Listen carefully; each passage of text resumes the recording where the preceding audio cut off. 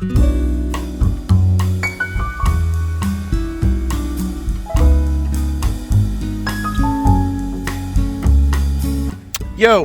welcome back to another video. Today we are doing a review of the Trek Checkpoint AL5 Driftless. Kind of rolls off the tongue. This is a special edition checkpoint. It's a 1x dropper post.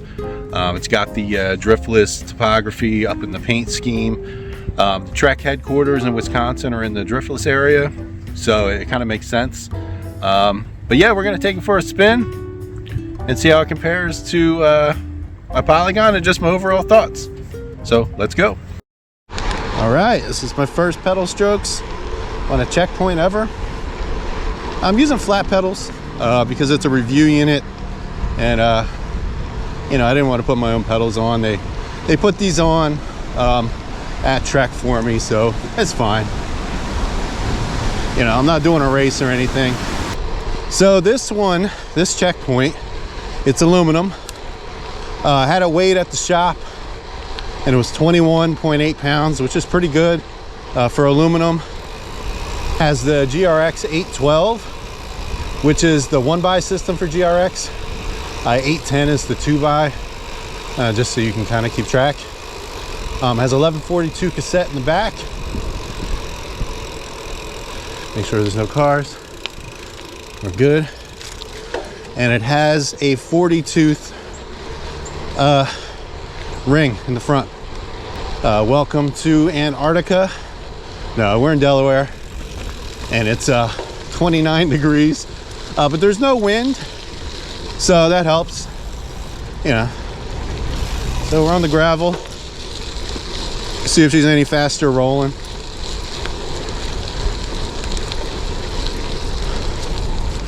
I mean, she feels fast. It's got the GR2 tires on it, which are the little knobbier version of the Bontrager gravel tires. GR1s come standard on most of their gravel bikes, but they want this to be a little more, I guess, capable. So they're 700C, the Bontrager Paradigm rims, GR2 tires, which are 40 millimeter. Oh, there's gonna be ice. So yeah, so we'll see how she does. First little climb right here. Might need to adjust the seat. It's a little low, so I'm not as efficient as I would be, and then plus I'm not clipped in.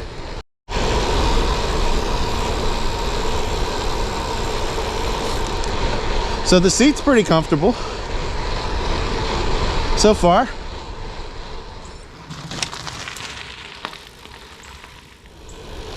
First little descent. There we go.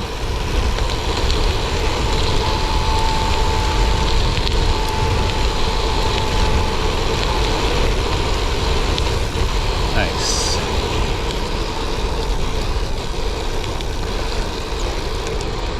Not bad. Super comfortable.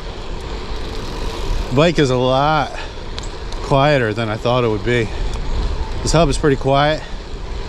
If you're into a super loud clicky hub, you might want to change out the wheels and the hub. It's still got some click, but you know how it is.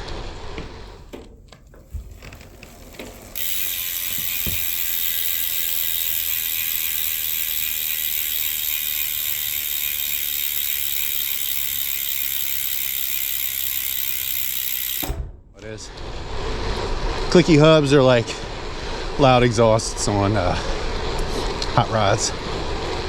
So fun times. Pretty nice so far. First of all, it feels great to ride outside. Keeps me off the trainer for another day. I mean, trainers are fun. Leave me a comment below if you want to see my indoor setup. But yeah, the bike's pretty nice. Concerned about having enough gearing with a 40 tooth chain ring, 42 in the back. There's a way to increase that to an 1150, but you got to use a wolf tooth, I think it's what's called, adapter. Basically extends your derailleur to be able to latch onto the 50 tooth. So who knows, maybe that'll be an option, but either that or it's just cold and I'm not warmed up yet. But this is great.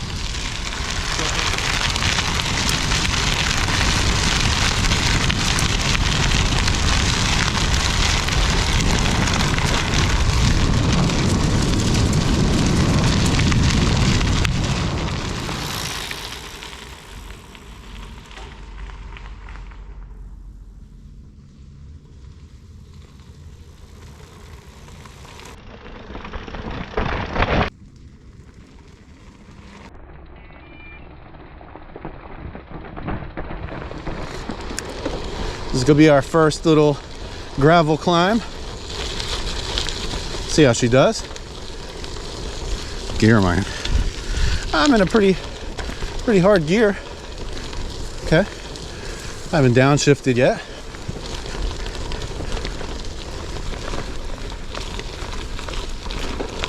Standing up.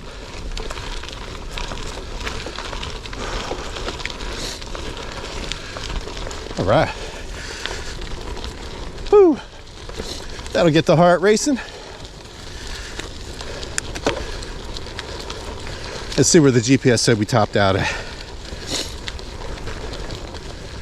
Whew. 8%. Hey, good morning. 9. Okay.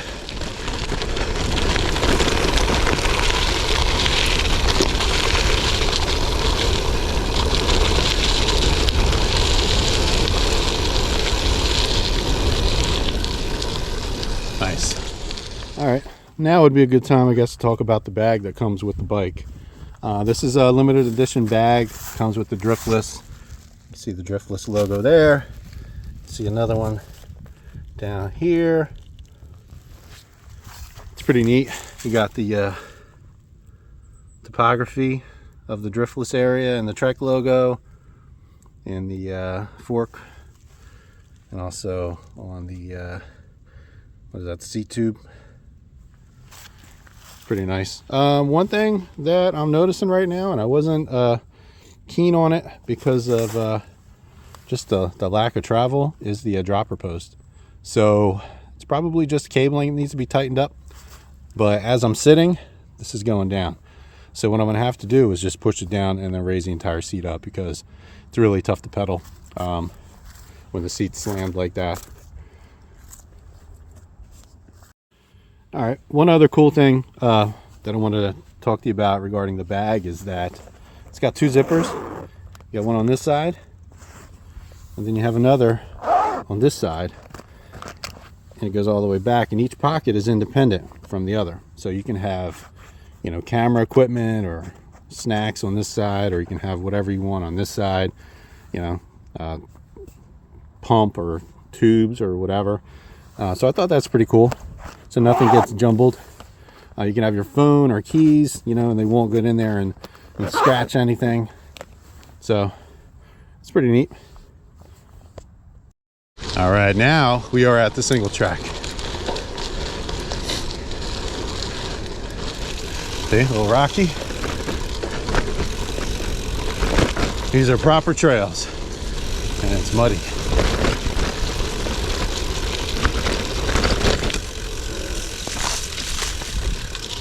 Whew. Okay. All right.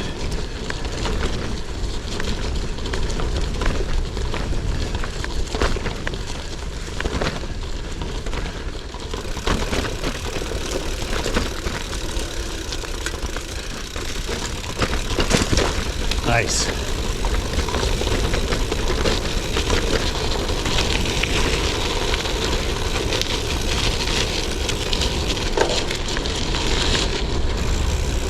Whew.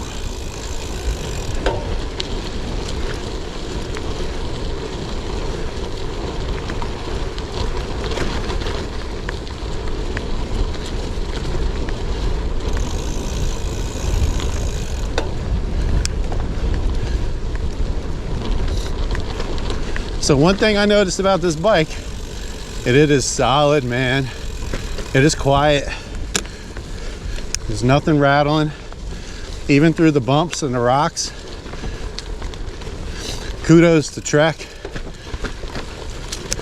And that's kind of what you pay for with these bikes. I mean, they have a pretty good customer experience. My local shop has been awesome to me, and now Trek Westchester as well.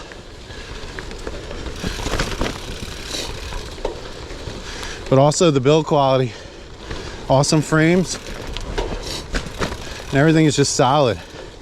There's no rattling, there's no creaking. Yeah. So I'm impressed. All right, I did my best with the seat post. We're gonna see how that works. This is gonna be an adventure. You know, I need to tighten the cabling or whatnot, but I wanted to call it out at least, in case you guys have similar issues. But yeah, here we go.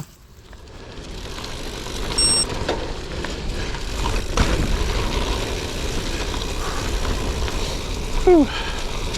Hey, good morning.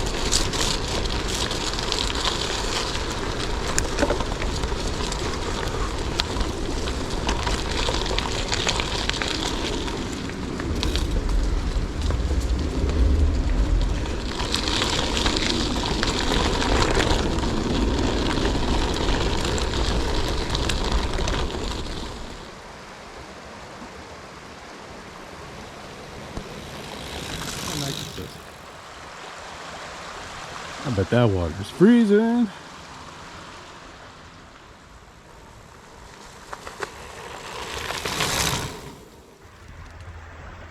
All right, I'm impressed. It's just solid, man. It is so solid, and that's what I think my biggest takeaway so far for this bike is. It's just quiet. You know, I tried to run over rocks and just normal riding. You know, not trying to baby it, but not trying to kill it either. It's not my bike, but I really wanted to do a true test, and this bike is just quiet. There is nothing rattling. You know, nothing in the you know, the down tube or anything. Right? It's all you know, the cables are integrated. And there's no rattling inside. It's just super quiet. I'm impressed.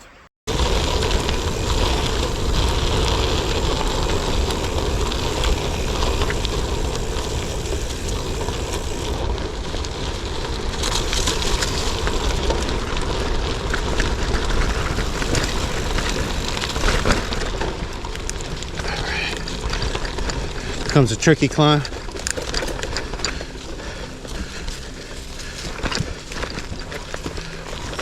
No issues. All right, a little rocky.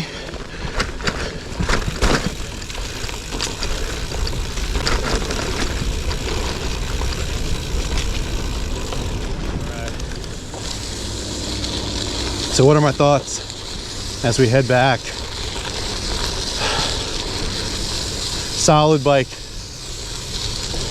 I think that's gonna kind of be the tagline of this review, is it's a very solid bike. You know, it instills confidence on the rough stuff, feels fast on the smooth stuff.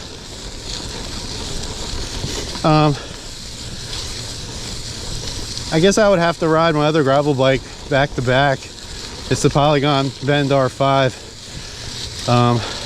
Just to see how much lighter this feels. It doesn't feel too much lighter, even though it's almost 3 pounds lighter. It's about 2.5 to 2.7 pounds lighter. Again, like I mentioned at the beginning, this bike, I had them weigh it at the shop, and with the bag it was 21.8 pounds. My Polygon is over 24. Like I was saying, you know, 2.5, 3 pound difference. Yeah, I mean, it's a lot for bike frames, but just watch what you eat for a couple weeks and there you go. All right, here comes the descent, gravel descent. Let's see how it does.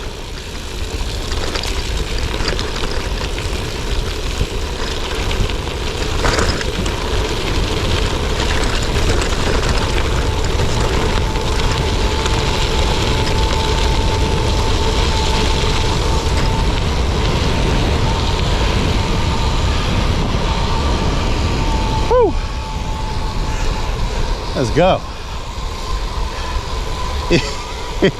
Yeah, it was pretty solid. It was quiet. It was quiet. I'll tell you what, I am a fan of this seat. I use the Aeolus comp on my Polygon and I like it. I mean, I did unpaved. I was out there.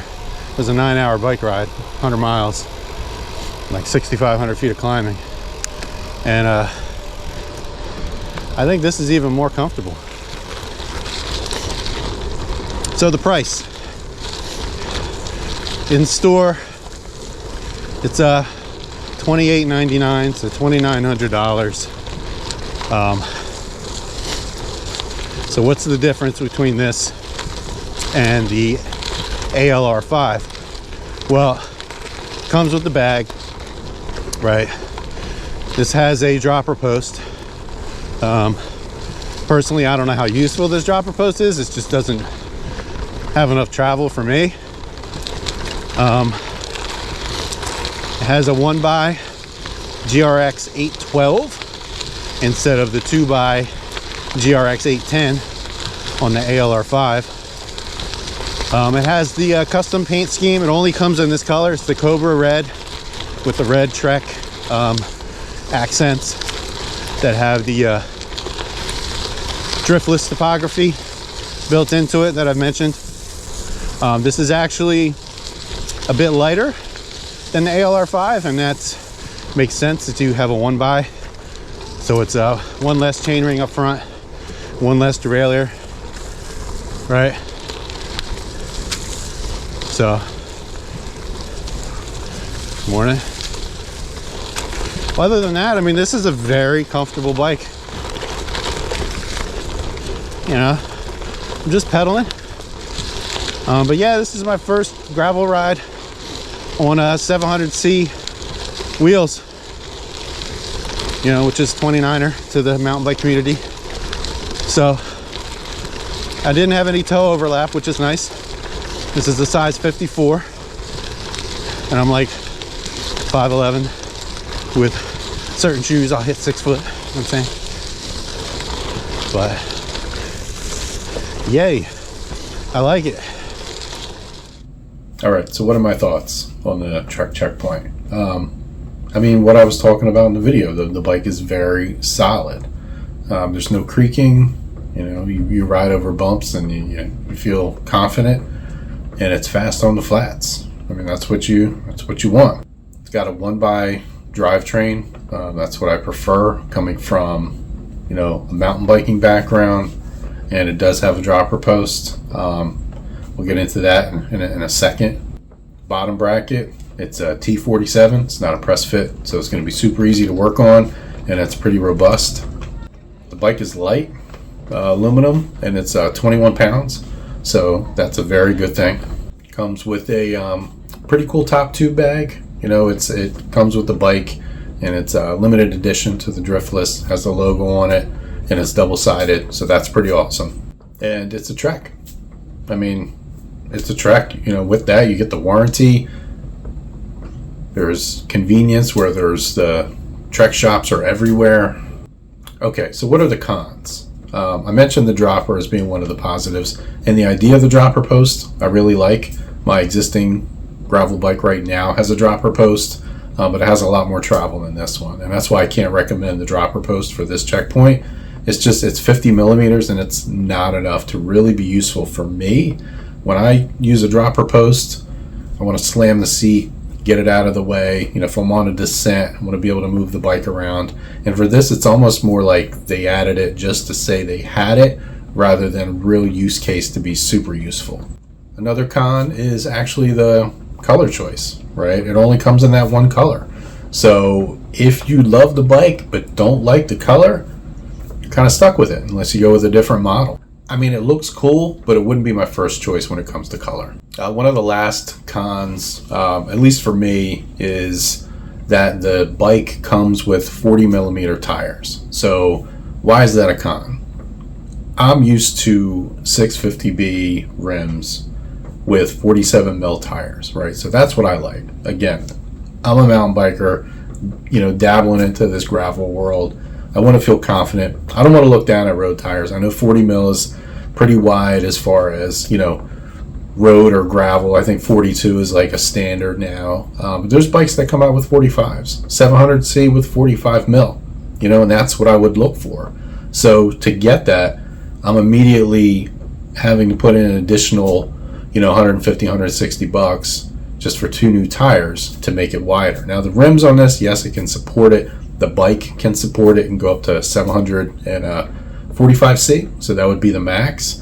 And if you put 650B rims on there, you can do 2.1 inch tires. But again, out of the box, it's not the setup that I would look for. All right, so would I recommend this bike? Yes, I would. If you are coming from a budget gravel bike, doesn't have the best components, or you're just looking for, you know, a reliable gravel bike that you really don't have to worry about. Yes, you have to maintain them, but the bike is gonna last. I mean, the lifetime warranty on the frame, and it's just, you can tell it's well made. Then yeah, I suggest picking it up. Have fun with it. For me, as much of a Trek guy as I am, I think there are better options for me out there if I was to ever upgrade my Polygon. Again, I'm looking for a beefier setup. You know, it does have all the mounts as far as bike packing and things like that. So, you know, mounts to your heart's content, basically. But as far as it's really hard to explain. It feels to me more like a racy bike than a beefy, do anything, go bike packing, go do a race, go ride on the road type of bike. Maybe it is, but again, I put in a good ride on it, and that's not what I felt. I felt it was more built for speed than anything else. And it could have just been the tires, could have been the tire width.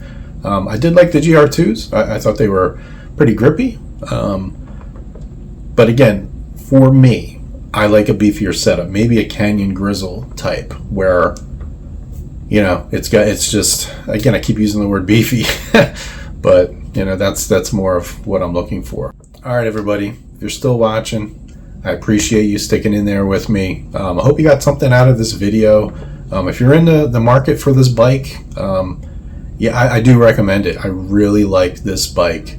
But for me, again, I'm just looking for something a little more beefy, you know. But the bike itself is fantastic. You know, it's quiet. So, again, I appreciate you watching.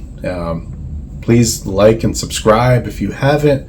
And hopefully I'll see you out there. And as always, enjoy the ride.